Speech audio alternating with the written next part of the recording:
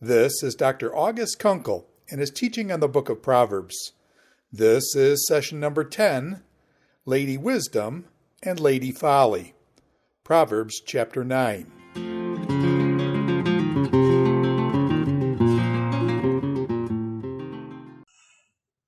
We come in our talk today to the conclusion of the introduction of Proverbs in Proverbs 1 to 9.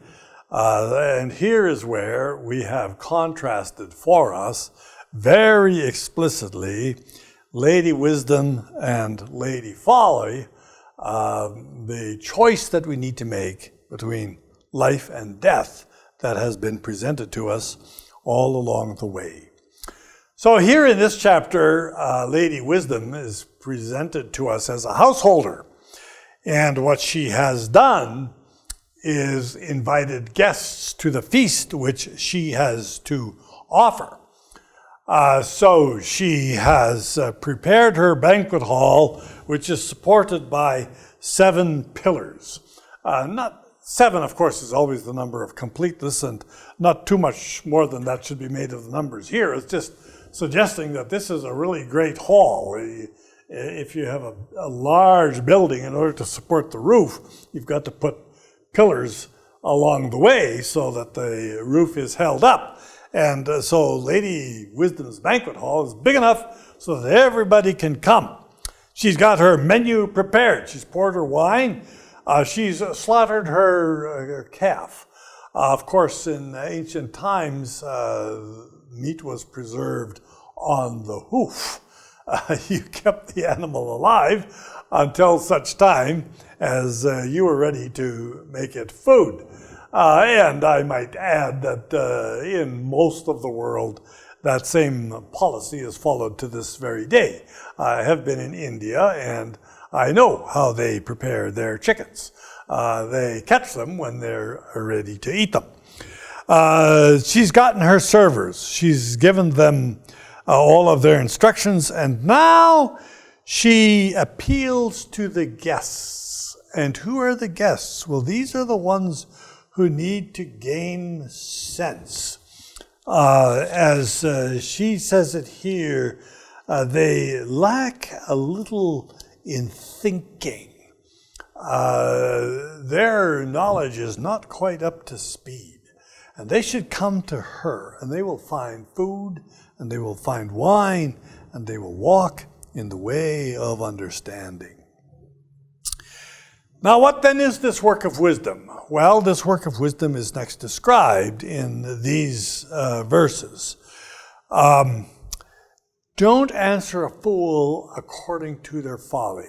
We're going to spend a whole lecture in Proverbs chapter 26, where we will have a lot more to say about fools and a lot more to say about Proverbs.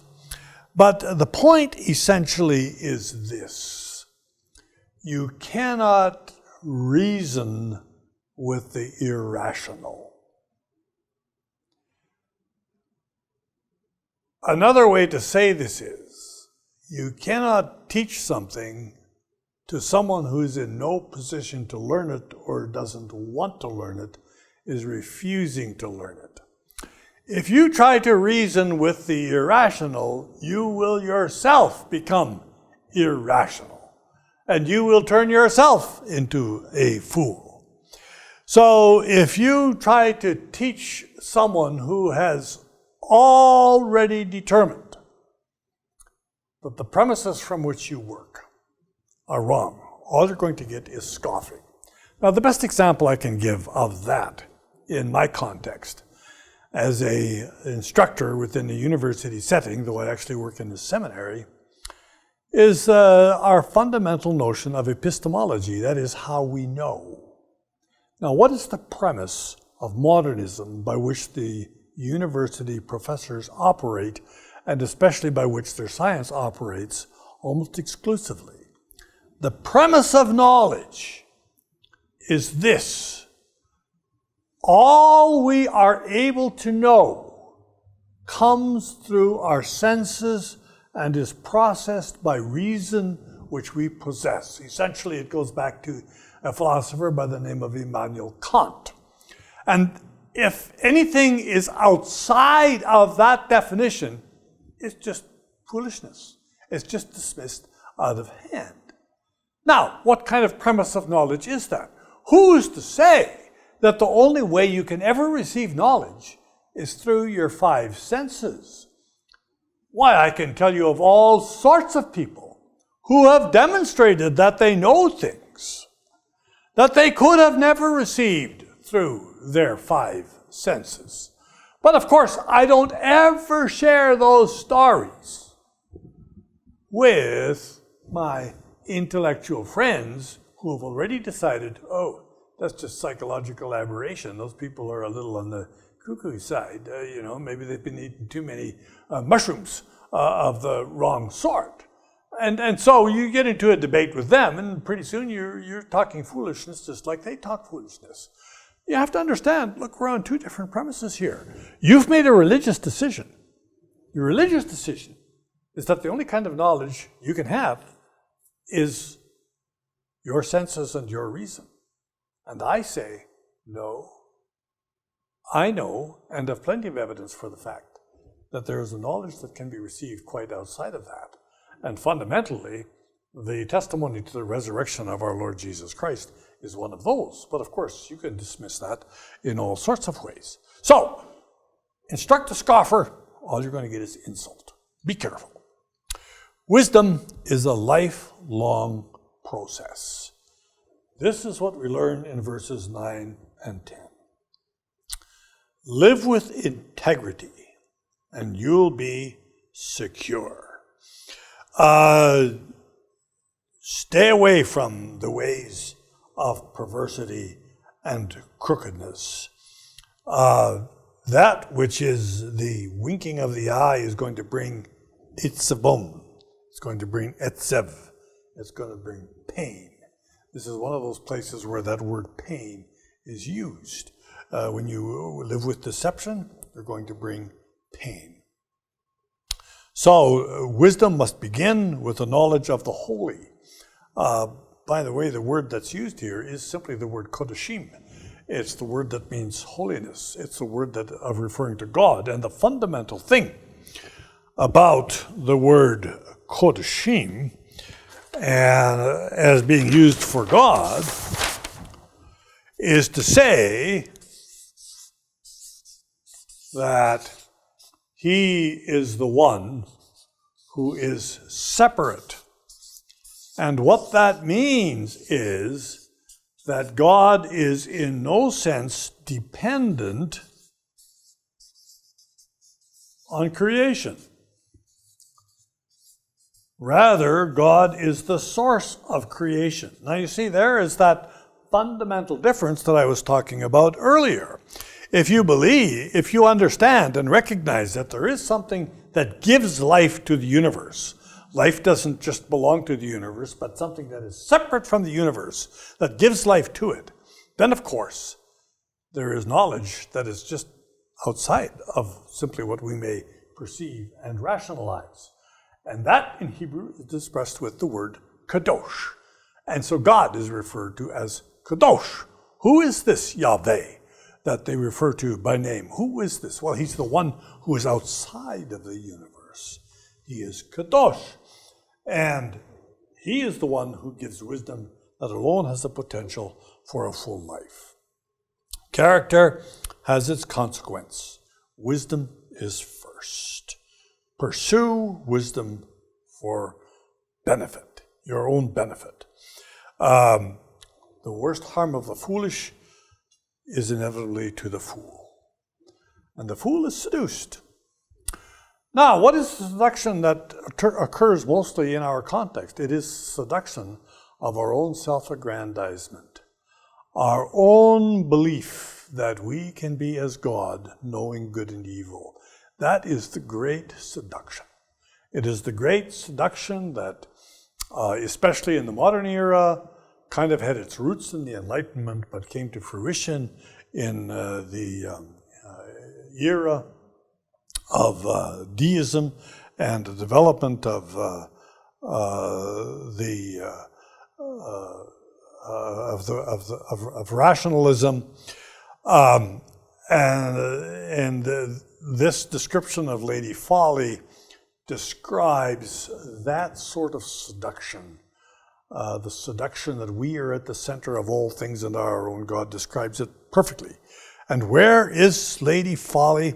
In the most public places. In our modern context, of course, it's the places of education. It's the places of high society. It's in all the high places. And Lady Folly is out there and she's beckoning and she's alluring and she's saying, this is where you're going to find the greatness of humanity. This is where you're going to find the goodness of life. And who does she seduce? Well, it's those who really don't have good sense. As a matter of fact, the notion that humans are the greatest thing in the universe is really a sort of a pathetic one. What makes us think that we are the greatest things in the universe? Now, we may deny that that's what we think, but that is unquestionably the way we behave in our public places. We are the greatest things in the universe, and we are going to find out who else is in the universe. We're going to find out what else there is in the universe. We're going to find out all the secrets of the universe itself. There is nothing greater in the universe than us. But really, this is stolen water. And of course, we know that from Revelation. Don't take part of that tree of knowledge. That is theft. And the wisdom writer here describes later as folly. And she's saying she offers you all of this great thinking about yourself, all of this thinking that you're like God and you know good and evil. Stolen. Stolen. You think it's delicious. You think that it really is a thrill. You think that it provides all that you could be looking for. But it's deception. Promiscuity, the following of this false god, is not going to be what is satisfying. The ancient festivals of the Greeks were orgies, these symposia of philosophers. And we just really have our own versions of this very same kind of thing where we celebrate what we think is our greatness. All the guests of Lady Folly end up in the same place. In the depths of Sheol is where her guests are going to be found. That's the place of the dead. Humanity does not provide life to itself. And following these ways of folly as if we could save ourselves is going to prove to be foolishness. So ends the introduction. Here is the banquet. Here is the orgy, the celebration of self-esteem and self-achievement. Here's life, and here's the way that leads to destruction and death. That's the fear of God. It's the beginning. Here's the choice you have to make. As we begin our next talk, we're going to begin with the collections of the Proverbs themselves, which say, okay, if you're going to learn wisdom, what is it you need to know? And we're going to spend the rest of our talks on Proverbs thinking about what is this wisdom that you need to know.